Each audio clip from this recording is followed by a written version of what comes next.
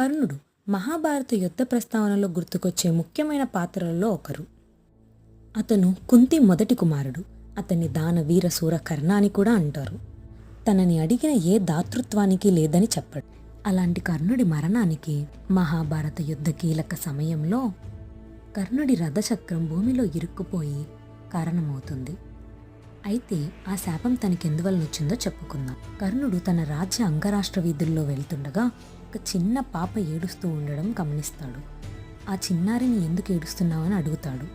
అప్పుడు ఆ చిన్నారి ఇంటికి తీసుకువెళ్లాల్సిన నెయ్యి కింద పడిపోయిందని, తనకు ఆ నెయ్యే కావాలని చెప్తుంది. ఆ చిన్నారికి సాయం చేయడానికి కర్ణుడు తడిపిన మట్టిని తన 2 చేతులతో తీసుకొని బలంగా పిండుతాడు. అదే సమయంలో కర్ణుడు ఒక స్త్రీ మూలుగును వినడం ప్రారంభించాడు. అప్పుడు ఆ స్త్రీ తనకిచ్చిన బాధకు తన జీవితంలో కీలకమైన సమయంలో నీ రథచక్రాన్ని పట్టుకుంటానని శపిస్తుంది.